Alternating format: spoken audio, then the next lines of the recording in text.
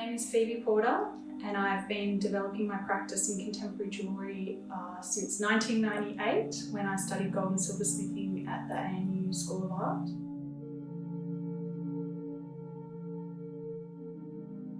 It's diagrammatic, contemporary jewellery, skillfully and thoughtfully made.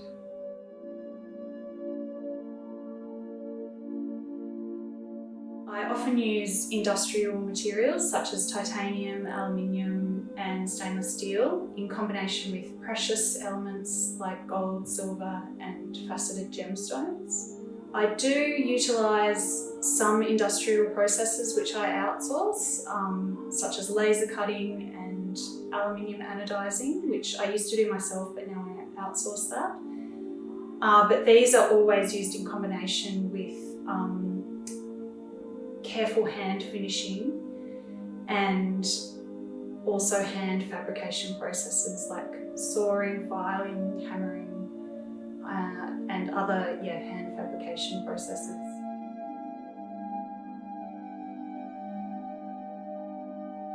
I'm utilising some found objects in the form of native gold and copper and iron specimens. So that's the metal as it's sometimes found in its pure form in nature. It's quite rare and only certain metals occur in that way.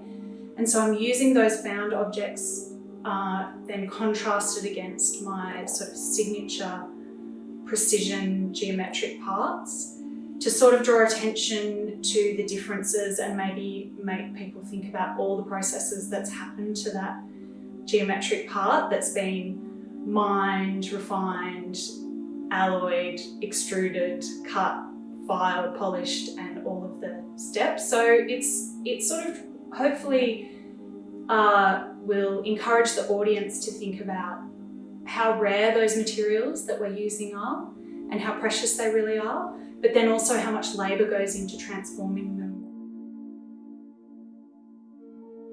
Broadly speaking, I'm very inspired by the Bauhaus and Constructivist movements, and so that's geometric abstraction and a sort of reduction of elements. But then project to project that it can really vary and is often quite process driven. So a few recent examples of that would be a show that I had at Craft ACT a couple of years ago, mechanical sampling, where I was really examining all of the different techniques I could do on this lathe for turning rings. So it was turning, milling, a process called knurling, which puts patterns on the metal, and just really exploring to see what I could achieve with those techniques. An earlier series of work, Unfold, really explored just two different processes of folding titanium sheet to make bracelets. So I used this pressing machine here that is quite powerful to press down and make a round radius fold. And I just kind of explored to see how many different variations I could make on the bracelet. What I really love about being a self-employed artist is working for myself. Like, it's great to be your own boss and the flexibility that you get with setting your own hours. I love that my work is really diverse. So there's designing and making, and I love making things. That joy just never leaves me of getting to work with materials. But then it's also managing a small business, doing marketing, dealing with clients. So I think that suits me, that really varied kind of endeavour.